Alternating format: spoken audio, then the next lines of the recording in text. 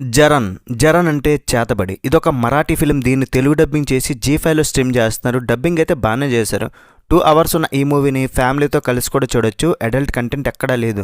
ఈ మధ్య ఏ లాంగ్వేజ్లో అయినా సరే ఏదైనా మూవీస్ సక్సెస్ అయినప్పుడు ముఖ్యంగా హర్రర్ థ్రిల్లర్కి ఎక్కువ ఫ్యాన్స్ ఉంటారు కాబట్టి ఆ మూవీస్ అయితే డబ్ చేస్తున్నారు. మంచిదే. రీసెంట్గా వష్ లెవెల్ 2 ఓటీటీలో మంచి సక్సెస్ అయింది. ఈ మూవీ హర్రర్ థ్రిల్లర్ అంటారు కానీ ఇది ఒక సైకలాజికల్ థ్రిల్లర్. ఎట్లా ఉందో చెప్తా. అంతకన్నా ముందు బేసిక్గా ప్లాట్ ఏంటంటే, సింపుల్గా చెప్పాలంటే రాధ అనే ఒక అమ్మాయి మీద చిన్నప్పుడు చేతబడి జరుగుద్ది. ఎవరు చేశారు, ఎందుకు చేశారు, ఆమె పెద్ద అయ్యాక ఏమైంది, ఇదంతా మూవీలో చూస్తారు. మరి మూవీ చూశాక నాకైతే ఇట్ వాస్ డీసెంట్ భయ్య. ఓటీటీలో పర్లేదు, ఒకసారి ట్రై చేయొచ్చు అనిపించింది. But terms and conditions apply. First half సోసోగా పర్లేదు అనే విధంగా ఉంది. బట్ సెకండ్ హాఫ్ అండ్ క్లైమాక్స్లో వచ్చే ట్విస్ట్ మాత్రం నచ్చింది. ఈ మూవీ అందరినీ సాటిస్ఫై చేయలేదు. ఇంట్రెస్టింగ్ కాన్సెప్ట్, కానీ హర్రర్ విషయానికి వచ్చేస్తే మాత్రం బాగా తగ్గింది. ఇంట్రెస్టింగ్ కాన్సెప్ట్ బట్ లో ఆన్ హర్రర్. ఇందులో దెయ్యాలు వచ్చి మీద పడిపోవడం, జంప్ స్కేర్స్, దెయ్యాల ఫ్లాష్ బ్యాక్లు రెగ్యులర్ రొటీన్ హర్రర్లా కాదు. మన వాళ్ళకి ఏంటంటే దెయ్యాలు రావాలా, దోలు తీర్చాలా, ఇదే కాన్సెప్ట్. సో మనం ఏంటంటే ఏదైనా మూవీ చూసినప్పుడు జాన్రా ఏంటో తెలుసుకొని చూడడం ట్రై చేయడం మంచిది. ఇది చేతబడి దెయ్యాల సినిమా అనుకుని మీరు ఏదో ఊహించుకుంటే మాత్రం చాలా కష్టం, మీకు బోర్ కొడుతుంది. ఎక్కువ ఎక్స్పెక్టేషన్స్ పెట్టుకోకుండా చూడాలి.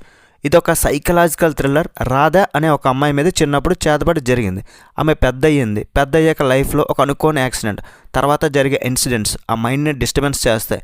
ఏది నిజం, ఏది అబద్ధం, ఫాల్స్ రియాలిటీ ఇట్లా ఊహించుకోవడం. అండ్ బయట డాక్టర్స్ మూఢనమ్మకాలు అంటారు.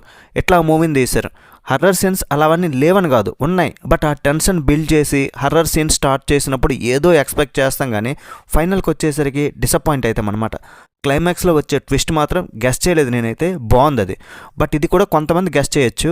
మూవీ స్టార్ట్ చేసినప్పుడు ఇది ఒక హర్రర్ టైప్లో స్టార్ట్ చేస్తారు. చేతబడి, ఒక మంత్రగత్తె, ఆ ఇల్లు, రాధా పెద్దయ్యాక అదే ఊరు వెళ్ళడం, అదే ఇంటికి వెళ్ళడం, తన పాస్ట్ని గుర్తించుకోవడం, తన మైండ్ కరెక్ట్గా లేకపోవడం, ఇక చేతబడి సినిమాల్లో ఉన్నట్లు ఏదో బొమ్మ ఉండడం, అట్లా కొంచెం ప్రిడిక్టబుల్గానే ఉంటుంది మూవీ.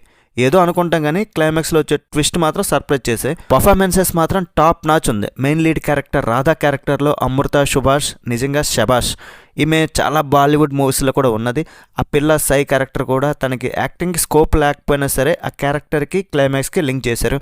వాళ్ళ హస్బెండ్ శేఖర్ క్యారెక్టర్ అండ్ వాళ్ళ ఫాదర్ అండ్ మదర్, ఆ మంత్రగత్తె సపోర్టింగ్ రోల్స్లో బాగానే ఉన్నారు. టెక్నికల్ క్వాలిటీస్ కూడా ఒక మరాఠీ ఫిల్మ్లో మంచి టెక్నికల్ క్వాలిటీస్ ఉండడం బాగుంది అనిపించింది. మంచి విజువల్స్, హర్రర్ ఫీల్కి కావాల్సిన అట్మాస్ఫియర్, బ్యాక్గ్రౌండ్ స్కోర్ కూడా కొన్ని సీన్స్లో బాగా నిలబెట్టి చేసింది. మూఢనమ్మకాలు లేవు అని డాక్టర్స్ చెప్పినా సరే చేతబడులు అలాంటివి ఉన్నాయంటూ కూడా మూవీని ఫినిష్ చేసి శుభంగా చేశారు. ఫైనల్లీ ఈ మూవీ అందరికి సెట్ అవ్వదు. దెయ్యాల సినిమాలు చూడాలనుకున్న వారు డిసప్పాయింట్ అవుతారు. సైకలాజికల్ థ్రిల్లర్స్ ఇష్టపడే వారికి అయితే నచ్చుతుంది.